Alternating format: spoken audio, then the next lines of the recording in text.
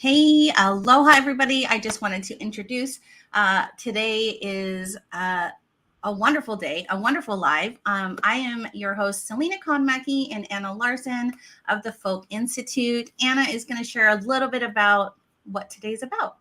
I sure am. We've been started hosting these live streams since the beginning of the year, and they are to share more about what the Folk Institute is doing and really to bring super important conversations right here to you, our listening audience. We're supporting personal and professional growth. We're building stronger workplace teams. We're having conversations on DEI initiatives and just other topics that your organization really needs to be thinking about. We want you to stay up to date on being the best leader possible that you can for the people that are in your space and in your community. But this live stream is pretty darn exciting. When we were throwing out names of people that we really wanted to kind of have join us today, Carrie knew immediately. Dr. Carrie Spell-Hansson, CEO and founder of the Folk Institute, knew immediately who she wanted to have on as her guest. And so when he agreed, then it was like party time. Everybody got very excited. We all cheered and it was super exciting. So today's conversation is titled Black History is American History, and it's with Dr. Curlee Raven Holton of Raven Fine Editions. And so we're super excited to welcome him. And I think we can just introduce them and let's get started with the conversation. Let's get into the bio. So here we go. All right. I'm going to let you know again, just in case you don't know who Dr. Carrie Spell-Hansson is. She is the CEO and founder of the Folk Institute, a thought leader, researcher, educator, and trusted advisor in organizational development, diversity, equity, and inclusion, DEI, and coaching. She founded the Folk Institute in 2004 to further the impactful work she was doing. She is an experienced keynote speaker and training facilitator that has offered workshops throughout the Americas, Africa, Asia, Europe, and the Caribbean. I can go on and on and on, but let's move on to Curlee because can I just say this? I feel so blessed to be in this space today, always with who Dr. Carrie Spell-Hansson knows and has mingled with. So without further ado, this is Curlee. Yes, so Dr. Curlee Raven Holton is a printmaker and painter whose work has been exhibited in more than 41 person shows and 100 group shows. His exhibitions have included prestigious national and international venues like Egypt's 7th International Biennale Taller de Arts Plásticas. I'm going to totally butcher these names. So I'm just going to let you read those ones because otherwise I'm afraid that I'm going to get it wrong. But Rufino Tamayo in Oaxaca, Mexico, the Cleveland Museum of Art, the Whitney Museum of American Art. Essentially, Dr. Holton's work has been in many private and public collections. And there's a whole list there in that middle paragraph that you can take a look at.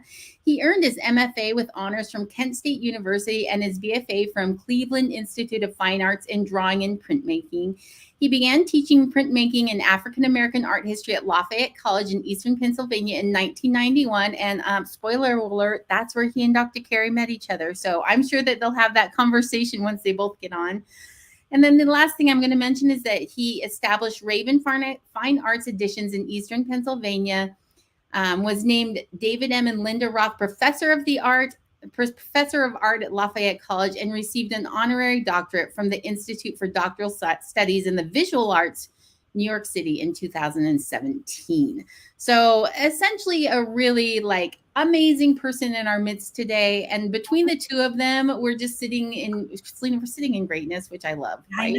I know. I'm blessed. This is a blessing today. So let's bring up Dr. Carrie Spell-Hansson and Curlee Raven Holton. We already have somebody on LinkedIn saying they're so excited for today. I know. Hi, everybody. Carrie, Dr. Carrie, you're muted right now. So we need to, yes. Perfect. Okay, here I am. Hi there. Hi, it's good to have you. Curlee, it's good to have you on today. Thank you so much. I'm honored to be a part of the conversation. I appreciate the invitation.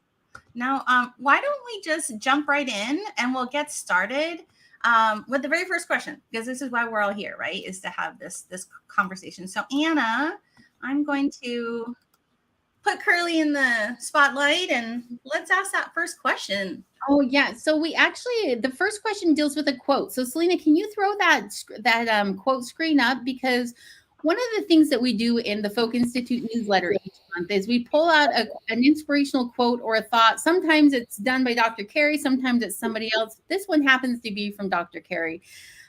And what she said is, if we are not consciously creating an inclusive culture, we are unconsciously creating a culture of exclusion for some. And we wanted to start off our conversation today, the conversation of Black history is American history, with this thought, because we felt like it was just a very poignant thing that dealt with this topic in particular. And so we wanted to, maybe just start off with you, Curlee, and just ask you, Sure. when you read this, what does this bring to mind for you? Well, it's a very powerful thought, and I've been thinking about it a bit, and it does make me recall my working with Dr. Hansson at Lafayette College and our responsibilities there. We were both brought in to be change agents at the institution. We were brought in to, in many ways, to negotiate that space between identities, predominant white culture at Lafayette College, and the presence of African-American students and staff on the campus. And we were both charged with a responsibility, overt and perhaps even covert, is for us to negotiate that space institutionally. That was quite a challenge because we had to do a number of things. We had to represent the interests of the institution and at the same time represent the interests of students of color and staff of color, which really ties closely to the statement by Dr. Hansson, is how do you bring a history out of the shadows, so to speak, and give presence and honor it. And that's what we were doing. We were honoring the history of African Americans and diverse cultures on campus, but a history that we knew of that predated coming to Lafayette College. So we were advocates. We were in many ways the gatekeepers of this culture and this history. So we had to celebrate it. So I think it really fits this statement, and that a conscious act can be one of exclusion, a conscious act be one of inclusion.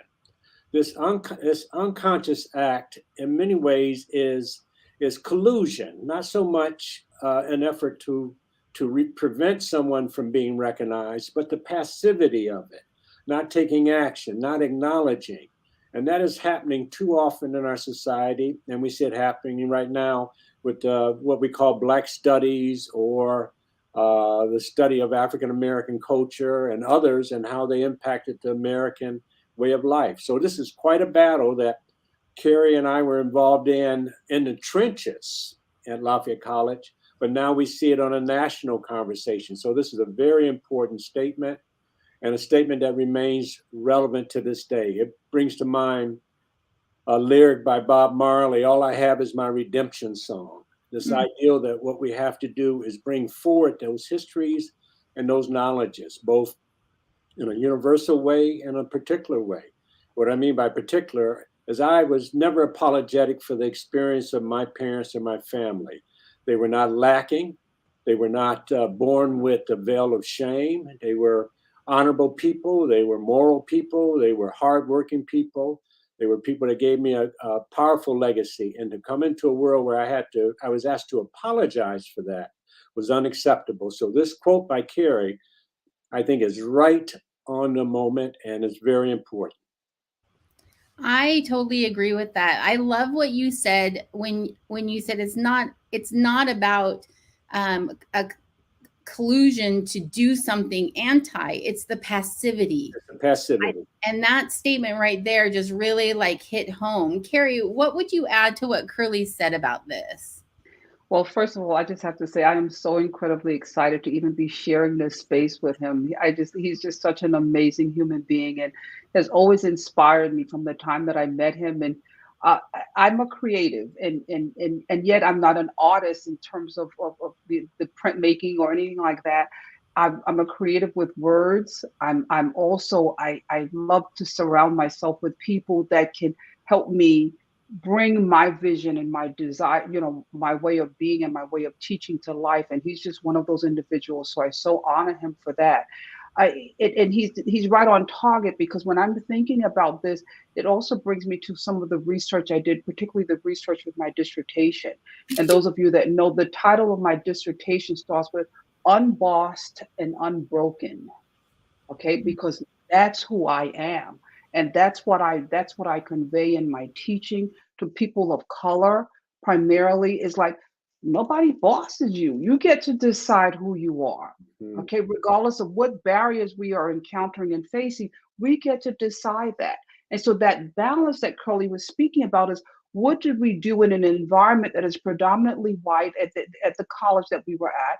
And how do we bring balance in a space where people feel encouraged, not only encouraged, but also empowered. And at Mhm. the same time, those who are in power do not feel like we are disempowering them, that Exactly. there's enough space at the table for everybody. Okay, and so that it requires a conscious effort. The last thing I'm going to say on that is the tagline for the Folk Institute is that we teach the process of unlearning to learn, Mhm. because that's what's required at this point to become more consciously aware of the fact that we're excluding people. There's a lot of stuff that has to be unlearned. That's what I would say. We could just go on and on and on, but I'm going to stop because I know you have a No, yes. I think Carrie, you're right on the money when you use you talk about consciousness, being aware. At what point do we become aware of our own biases, Mm-hmm. and our stereotypes, and how we use them, how they function, how they explain things to us, sometimes at the cost of another individual, Mhm. how they have empowered individuals to have that kind of preconceived and controlling notion of someone else, how they can Mm-hmm. dismiss them, or belittle them, or disregard them. And then what happens when they're presented as equal or have a valuable experience? For some reason, for many individuals, it is threatening. Why would that be threatening to someone?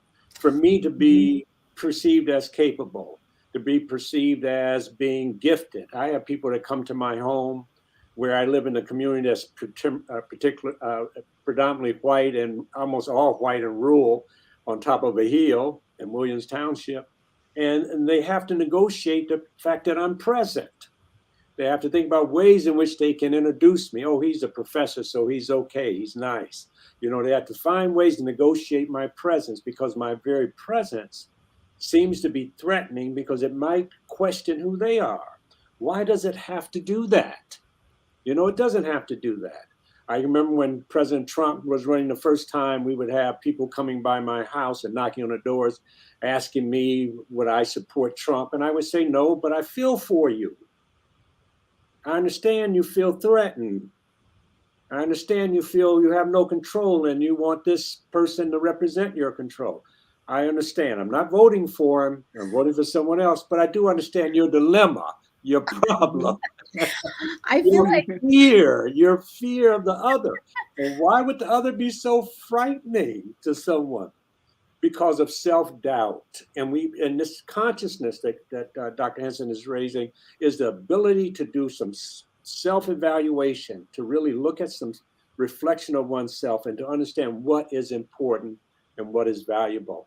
And I think if we can get to that place that her statement asks us to get to, it would change the world. yeah. First of all, those poor people knocking on your door had no idea what they were getting into. I have no idea who they were talking to. But the second thing, absolutely what you just said, that very last final thought about it doesn't have to be threatening, but there is a fear factor, right? It's It because is of a the fear. unknown. It's Yes. what if it changed?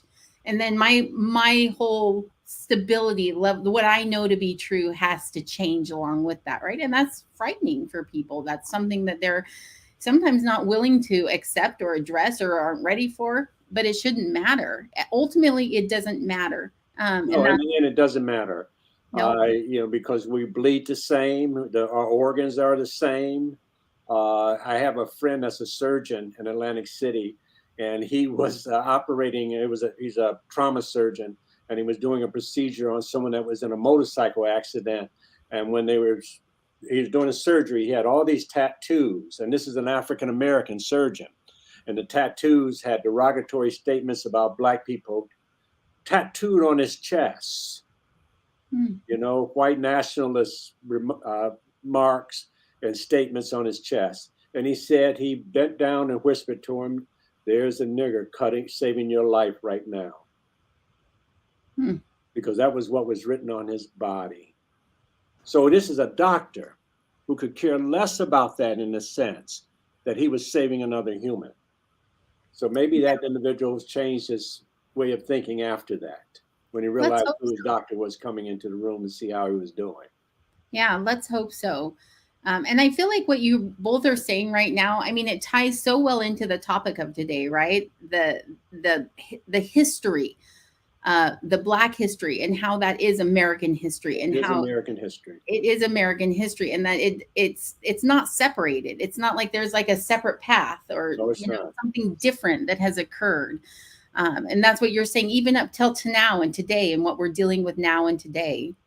Well, I've worked at I did some work at the David C. Driscoll Center. I'm the executive director there, as well as having been at Raven Additions. I sort of got lassoed into this role. So because of my relationship with David Driscoll, this was considered the foremost authority on African American art, and he put together these major exhibitions. And one of the most important exhibitions was 200 Years of Black American Art.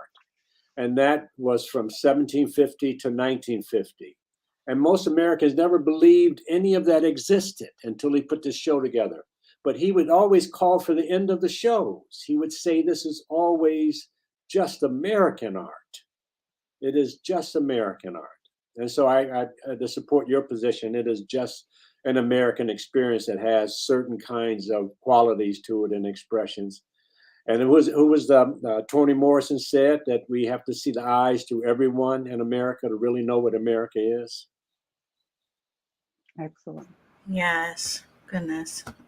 All right. I think as a Hawaiian, there's a lot of things that like I'm just resonating with, and our history as well. And I just appreciate just hearing everything you're saying today and the reality, right? Because some people just kind of ignore it and pretend that it never really happened. So I thank you. Why don't we move on to our next question that we would like to ask? And I think we're going to shift over to Dr. Carrie. So Dr. Carrie, I'm going to just shift you into this space. And I just want to mention, so this year's theme for Black History Month is Black resistance. When you read more about this theme, you understand it to mean that the only path to any kind of freedom, justice, and equality, and the only way our society can socially transform is by continued resistance. So I guess my question to you, Dr. Carrie, to start this off is, what has Black resistance looked like historically, and how has it changed or has changed today? You know, it's interesting because if you think about the pattern, starting with slavery coming from Africa to the Americas, jumping ship is called resistance. So we have to now chain them to the ship so that they can make it to America. Then there's the subtle resistance in working in doing things, you know, but how can I say, doing things subtly to resist some of the things that they were forced to do. And then it moved into revolts. Sometimes it was revolt. They were running away. Let's talk about Harriet Tubman. Let's think about all of Marcus, all of these folks that were resisting, knowing that regardless of the language or anything, like, there's something about me. I'm a human being, and this is unacceptable behavior. Okay, and trying to find a way out. And sometimes the resistance was committing suicide. I mean, we can go the entire extreme, and we look at some of the theater, the movies and whatnot, the history that we hear about today, and we hear about all of those things in terms of, and then it was the marching, and I'm going real fast through history here. So if you think about the marching, you think about Martin Luther King, you think about all of them, Selma, you think about all of the things where it was like no longer, no more. Segregating the schools, what happened to the kids with the fire hydrants and everything else, trying to stop it. And it's like, well, no, because so many people lost their lives, okay, and continue to lose their lives in order to be acknowledged and recognized that we are a people, we are human beings, we have contributions, and we've made contribution. And how is it? And it's same, and even today. So now we have technology.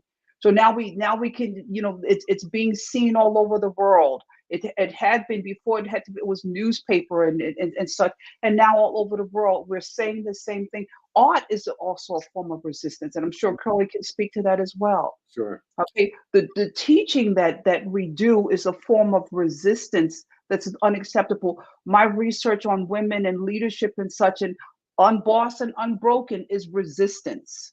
Okay, the answer is no. We're not accepting. We don't have to accept. And we're becoming more and more powerful, stronger in terms of knowledge, education, professions, and everything else. And all of the things that our parents and grandparents and such taught us was really about you matter. You are someone and you matter. And move forward in that, and consistently, and teach our children and our children's children that, and the resistance continues. And I'm going to let Curlee speak to that, because I know Well, I think this is connected to what I said a little earlier. There's no apology for us existing. There's no need to apologize for that history and that legacy. And I think you're absolutely right. And when you think about slavery, and you mentioned the slave ships, they kept what they called the Book of Deaths. I don't know if you're familiar with this. They would keep logs that recorded all the slaves that either were thrown over because they had died, or jumped over and committed suicide. And that Book of Deaths was necessary so that the merchants, or the owners of the ships, could actually redeem the insurance on those bodies once they got back to shore. So they were using them as cargo and redeeming their value, certain insurances on those slaves. So again, that's an example of the diminishing, or the sort of reduction of their humanity, the denial of their humanity. But this is interesting also when you talk about the arts. There's an artist, Emma Amos, she's deceased now, but she used to say every time she walked into the studio as an African-American woman, that in itself was an act of resistance. There you go, exactly. Very That's choice, self-authority. Because, Mhm. of course, a group of people that have been slaves, the thing that you never have is authority over yourself. There's a great poet, Nikki Finney, who won the American Book Award, wrote a poem, and she described a small slave boy, and she described his pants as not having any pockets. And you know why his pants had no pockets? Because he didn't own anything. Why would he need pockets? He had no possessions. So you had no possessions, you had no ownership of self. So whenever we assert a sense of self, accomplishment, achievement, perspective, authority, it is an act of resistance, because it challenges those preconceived notions and stereotypes of incompetent. I'm often described as being very articulate. I was actually in the hospital for a small accident, and the team of doctors came in to interview me. They were doing this for everybody on that particular floor. And the young doctor said, "You're so articulate. What do you do?" I said, "Well, I'm a professor." But the point was, am I articulate because you've never heard a Black man speak like this? Yes. Or exactly. am I really articulate? Do you, so it's coded. Oh, you speak so well. This is unusual. Well, why shouldn't I speak well? So again, I'm sure Carrie has dealt with this as well in her profession. The assumption of incompetence, or the assumption of lacking. There's a great scholar at the Lafayette College, Dr. Ian Smith, who Carrie knows as well. He writes about Shakespeare, and he talks about Othello and other kinds of characters, and this stain of color, this veil that suggests that we're born with a deficit, with a lacking by virtue of our presence of melanin in our skin. Well, that has been challenged and proved to be incorrect. And as Carrie had mentioned, from the protests with Martin Luther King and the violence and the harm that happened to those protesters, was resistance. Up until the resistance, 2 weeks ago in Florida, where the march against Black studies being removed from the curriculum. How do you erase us? In Florida, they want to just erase us from the books, like we didn't exist, because it may make someone feel uncomfortable. That is the same fight, the same resistance. That's fascinating. As you were speaking, I just wanted to share one thing. because I teach and travel around the planet, the world teaching, I was actually in one of the states in the United States, and I was teaching 31 white males, all in senior leadership position. And I'm very comfortable because I know who I am. I'm not moved by folks. And on evaluation, one of them wrote that I was too sure of myself. And I thought, what a compliment. Exactly. It's like that. This That's is an called amazing thing, resistance. Carrie, because we as African Americans it's necessary for us to function in diverse environments that have tension present in those environments. And a lot of the dominant culture never has to interact with anyone like us. So I go into situations, they say, you seem so comfortable. Well, why wouldn't I be comfortable? I'm always Exactly. interacting with you. You're not comfortable with me because you don't have to interact with me. The world, because of racism, has given you the privilege of not being in my presence, but not me. I have to be in your presence to That's it. function. This is so interesting. Selena and I had a conversation not too dissimilar from just what you just said, Curlee, not too dissimilar from what you just said about it. Being in a situation where somebody feels uncomfortable for the first time, specifically because the world has granted them the privilege of not having to deal with that privilege. Exactly. But what I love about what you two are both saying here is, I mean, when you think Black resistance, those words, I think for many people incite a violence, a fury, as opposed to what you've been talking about, which is, you said these assumptions people make, this deficit, that there is an assumption of a deficit in who we are. Absolutely. And then, Carrie, what you said about just saying no is a form of resistance. Like there is that passive level of resistance, your art, where there's not a violence associated with it. Like, what would you say to people that automatically, again, it's an assumption, right? That a resistance has to be a violent one. So we should be afraid of this happening, as opposed to it being something that people would welcome as part of the change process. Absolutely.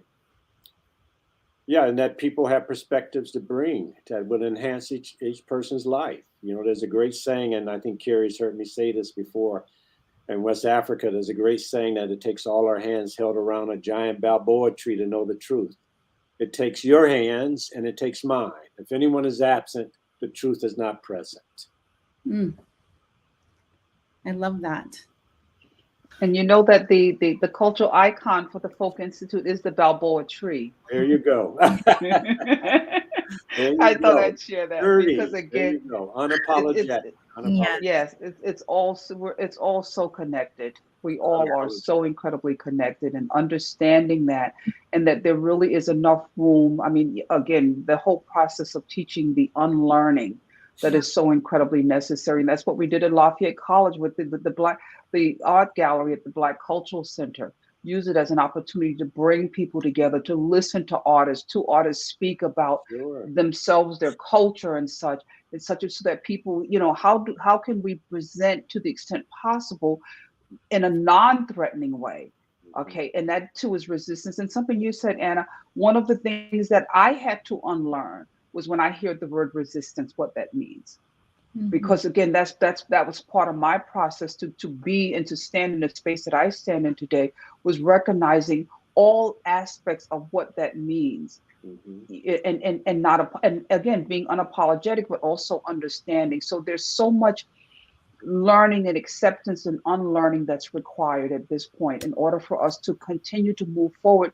And change is the only constant. Okay, it's not stagnant.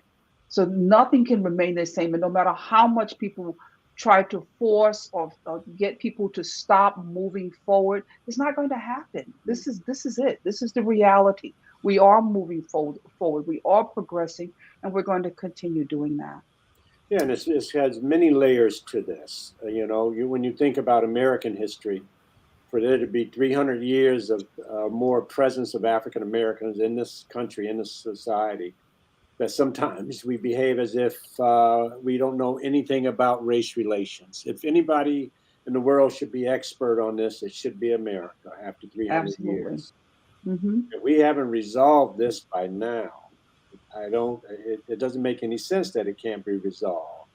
That's right. So it is again connected to the statement early on about consciousness being able to be aware of yourself and what kind of biases and baggage you bring. And when we were at Lafayette College, as I mentioned earlier, some of the young white students weren't all racist or discriminatory in their attitude. They were just unlearned, just bringing ignorance up the hill with them in that suitcase. Lack of experience. We met white students that had never been in the presence of a Black professor, never been taught by anybody of color. Some cases, I was told the only time they had interfaced or interacted with a person of color was a housekeeper in their home. How could that be true in the 1980s and 90s or 2000? That meant the only time they interacted with African Americans were what they saw on television. And we know what those images were about, violence, as you had mentioned earlier, or some criminality. That's the only image that they saw. They were not interacting with each other. And I remember recommending at Lafayette College an intervention is instead of allowing students to pick their housing, and I think Carrie was a part of this also, why don't you create a dorm that is diverse? And you would assign diverse groups of students together in the same dorm. So they would have to interface with each other. You couldn't avoid it. You would bump into each other. You needed them to bump into each other. You needed to be dependent on each other, to witness each other eating food or involved in sports. They needed to witness each other. And that still does not happen. That's right. We had a question come in from LinkedIn that I want to throw up here. It's interesting that difference is so associated with violence in American cultures. Do you think this is related to how the Americas came to be? And you've addressed this a little bit, but what would you say to this listener specifically? In my particular case, I think, of course, violence have been a part of America's culture because of occupying a land and dominating the land, and slavery and all those things required violence. Slavery was a violent act imposed upon a group of people. It in itself was violence. So it represented a certain kind of cultural violence. But I think violence that we see presented all the time has a political strategy behind it often. For example, in the last midterms race, if you recall, there was always this conversation about violence being in Philadelphia, violence in urban centers. But most of the violence and gun violence was actually happening in rural areas, not in urban areas. But if you presented the violence in the inner city, you frighten the suburban. So it was a political device that's been used. So it keeps us separated, makes us feel threatened, makes us avoid certain areas. I've been in exhibitions and where I've heard it said that it's good to come into a show and see African American art and buy African American art, but they wouldn't want to drive through an African American community. This is a strange thing. I think you might find this interesting, Carrie.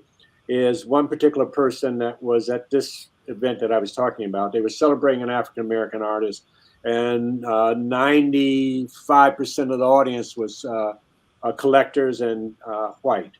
So they love this artist. And I was wondering, why did they love him so much? They said, oh, he's so kind and generous. He's a large fellow too. So he's non-threatening, you see. And I asked her, the woman sitting next to me, some more questions. She said, oh, I just love his work. I said, well, why do you love his work so much? Oh, it captures the inner city. It captures Blacks in their apartments and their lives.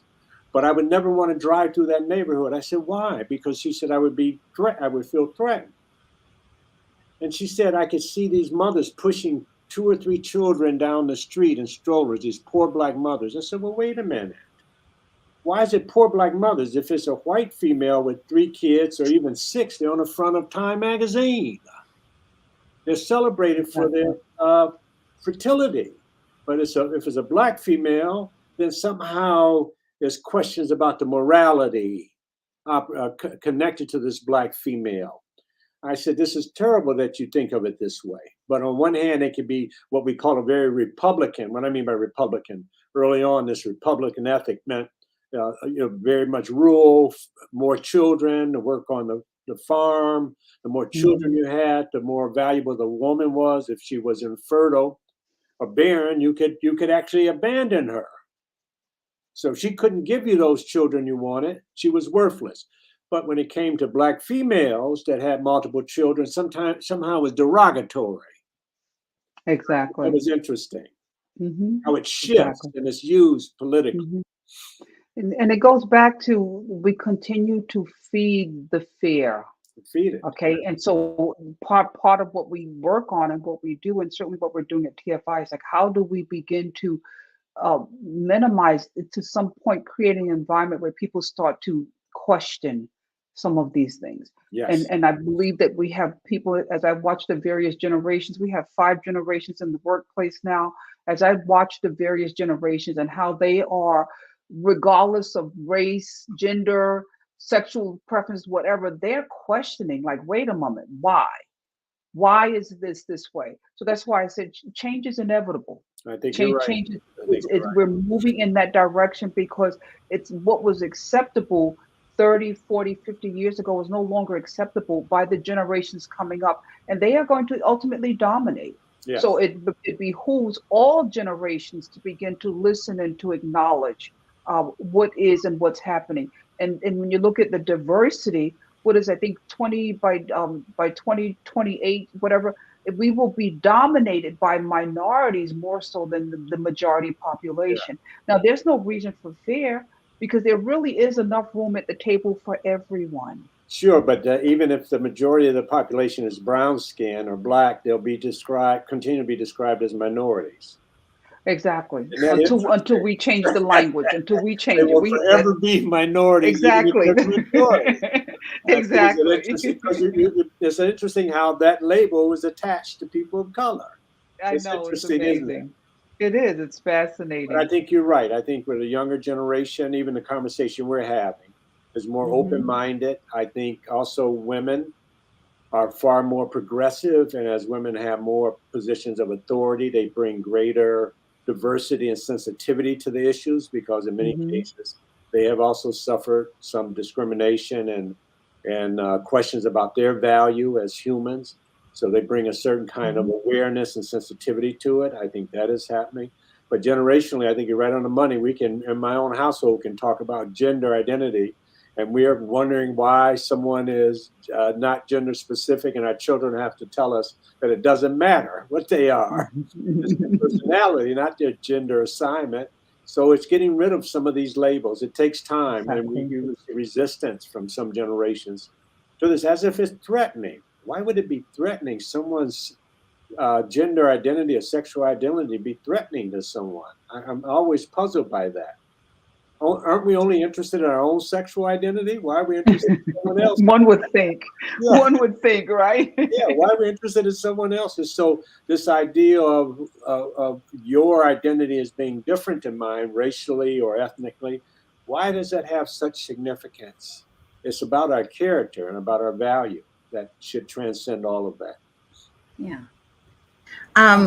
Gosh, I mean, my mind is going on all the things, and I know I want to be respectful of time, but before I move to our next question, I would really love Dr. Carrie to I'm going to bring up a slide if you could end, because it ties in with our our theme. Would you mind, Dr. Carrie, just sharing this quote with the audience?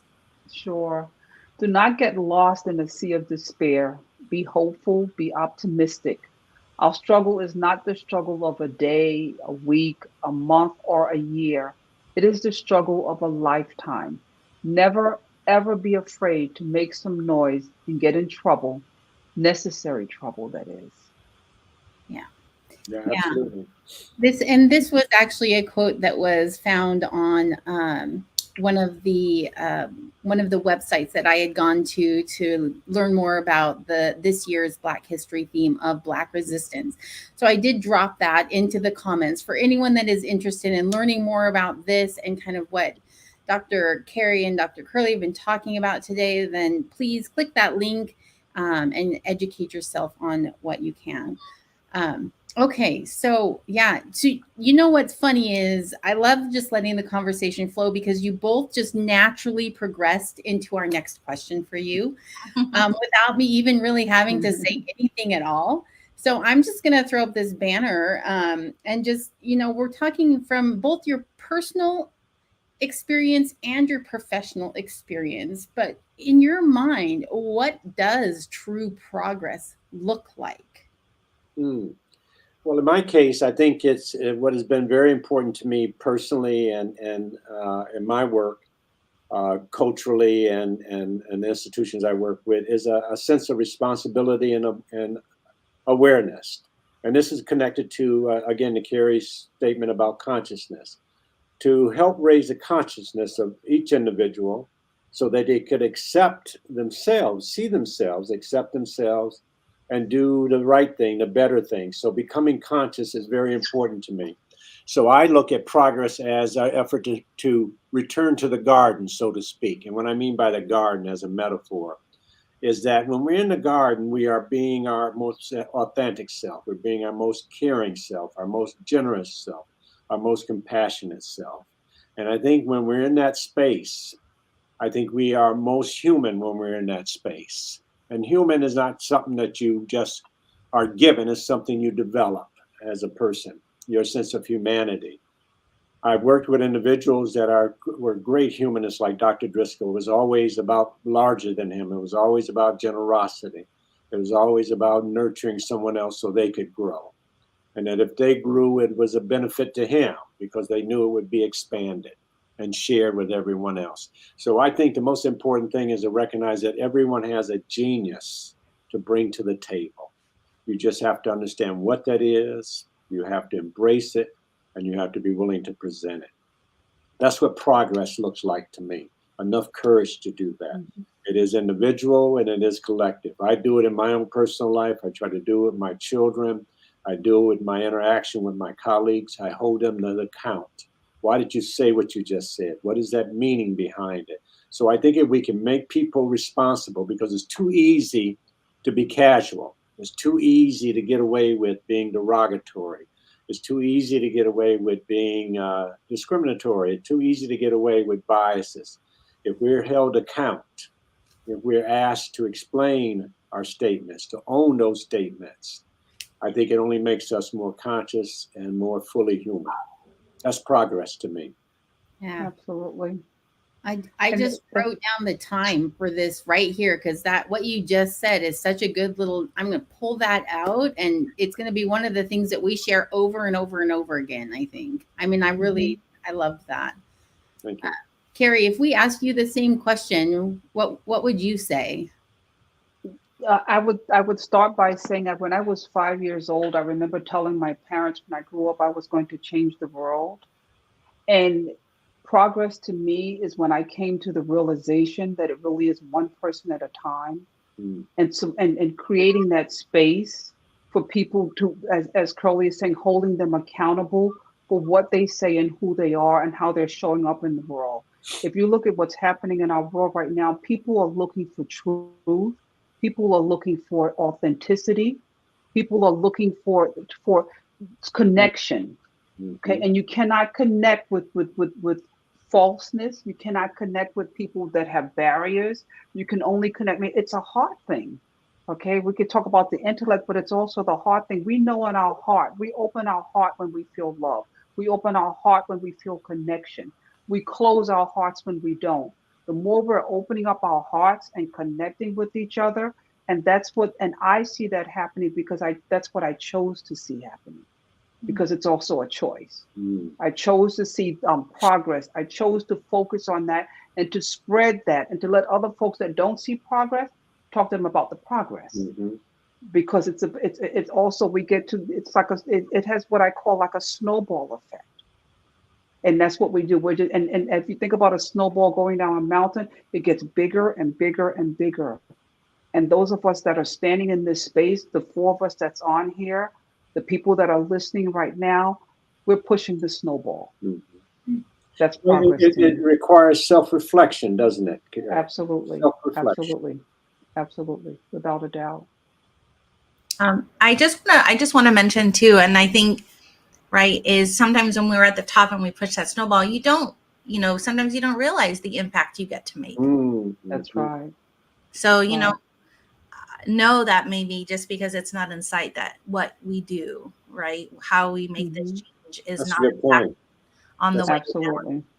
Yeah, it's I feel like always so obvious. I feel like that ties right back to that very first quote that we threw up, right? You don't know the impact you're going to make if you're not being conscious about the things you're doing and what you're saying and the actions you're taking towards inclusion or exclusion. Either way, if you're just flippant and this is what you were saying, where I marked the time. If you're flippant, it's too easy to be flippant. It's too easy to be nonchalant about these things. Too easy, yeah. Absolutely. Whew. This is some great conversation. Yes, it is. Dr. Kara, I'm going to leave you here for the next question, and then we'll obviously share this with to get Curlee's insight as well. But we have kids all around the United States learning different versions of American history, as Curlee had mentioned earlier. But what is one thing you want the next generation to understand? Is that the thing that I would want them to understand? It's interesting because usually I had this like amazing quote that I was reminded of in my meditation, and that is it's the Dalai Lama that said, if you think you're too small to make a difference, try sleeping with a mosquito. Okay, that's all I'm going to say about that, but that's exactly what it comes to. Because everybody can get the visual on that one, right? I think that just described perfectly what you were trying to say. Oh, that's very funny. So, Curlee, if we asked you the same question, what would you say? Well, I think when I think about it, I think if the next generation could have a greater sense of understanding of things that influence our environment, influence our space, and define us, if they had a better appreciation of those things, and I don't think they always see the consequence or the things that influence the realities that are around us. They could have a better sense of that, a better, deeper listening, better looking, not just seeing, but really looking. I think that would be very valuable for the next generation. That's probably embodied in what Carrie said anyway, so in a different way. But I think that there's another African saying that you can bury the truth in the deepest hole, but it will find its way back to the surface on its own. And I believe that if the next generation just can have enough courage to be honest with themselves, it would make life better for everyone. Yeah, absolutely. So normally at this point in time, we would ask about final thoughts. We did have another question come in. So I want to just ask if you can direct your final thoughts to our listening audience to answer this question that came in, because I thought it was a really good one. I like what you both have said about progress, but how do you keep everyone engaged, not feel like it's a lost cause? That's a good one. I would start saying that, to me, it's always about, as opposed to looking externally, it's about looking internally. What do you need to do to keep yourself engaged?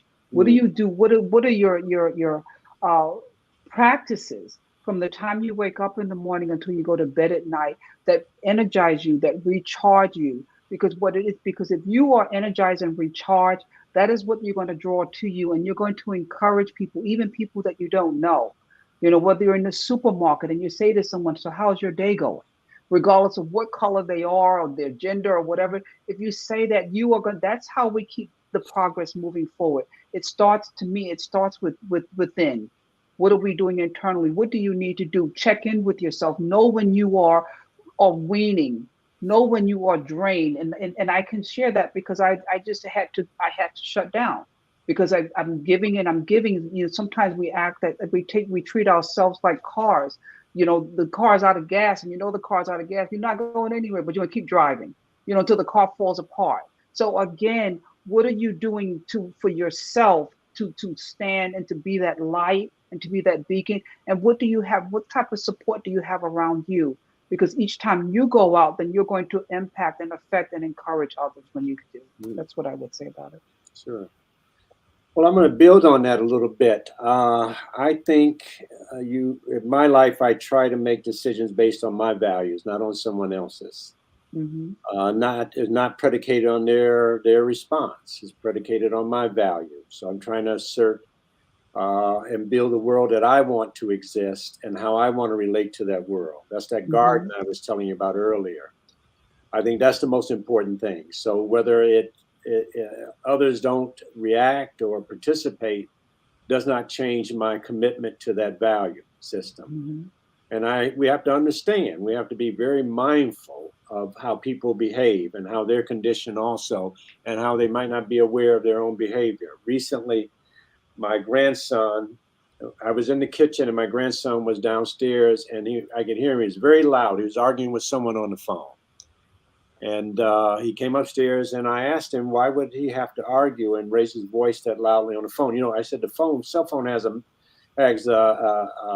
microphone. I'm sure they could hear you if you talk naturally. So why would you need to raise your voice like that and release all that energy? I said, think about this for a moment. If you go into a room where people are noisy and you speak quietly, they begin to get quiet. It's a natural phenomenon. Exactly. I said, so why don't you think about the energy you're giving to that conversation, whether you should be releasing that energy for that conversation, and whether you wanted to change that.